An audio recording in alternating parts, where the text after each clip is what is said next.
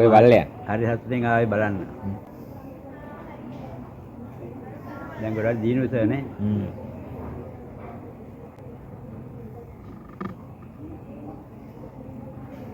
හරි සතුටුයි මට.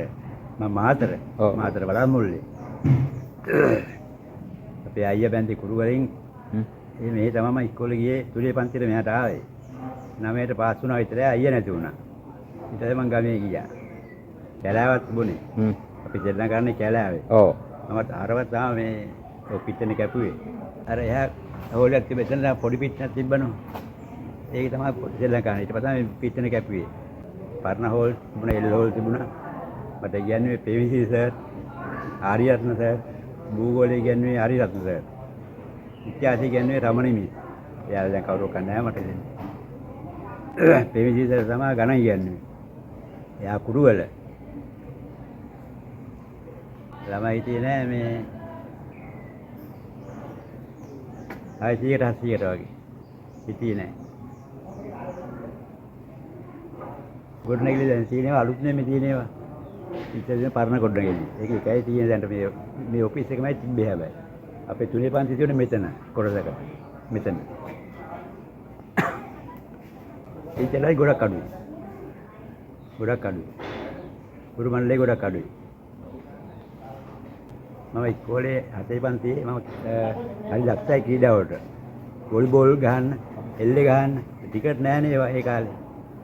මාව තෝරගත්ත ක්‍රීඩා නායකයෙක්.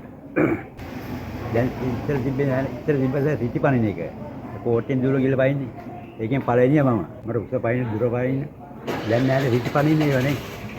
රිටිපනින එකෙන් අංක 1 මම. ඒ කාලේ මෙට්ට නෑ. මමයි තව එකෙක් ගියා හොරගල හිටියා නිමල් කියලා කොල්ලේ. ඒත් මගේ පන්ති. අපි දෙන්න තමයි පනින්නේ. තරගි තිබුණේ.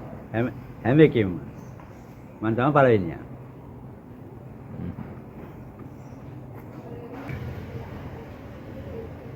ඉස්කෝලේ ක්‍රීඩා නායකයෙක් මම 7 පන්තියේ. මම තෝරගත්ත නායකයාට. ඒ කාලේ ඉතු ප්‍රින්සිපල්.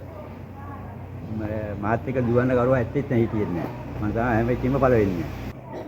හැම එකෙම පළවෙනියා. දිවිල්ලෙන් පැනිල්ලෙන් හැම එකෙම පළවෙනියා මම. මම තමයි තෝරගත්ත ක්‍රීඩා නායකයාට. 7 පන්තියේ. මම හිටියේ අක්කලා ගෙදර. අක්කා හරි තරයි. එයා ඉතින් ක්‍රීඩා උසසට එන්න දෙන්නේ නැහැ. මම බැනුම් ආල ගුටි කාලා තමයි ආවේ. මේ ආසාවට. එහෙම ඇසේ මම මේ ඉගෙන ගත්තා. මම දැන් හරි සතුටුයි මේ ගොඩනැගිලි හදලා තියෙනවා. මෙතන තිබුණා බුදුබැඳලේ පාසම බුදුබැඳුනේ නෙවෙයි තිබ්බේ. මේ හරින් තිබුණේ බුදුබැඳුට. ඒක දැන් අලුත් වෙලා නේද?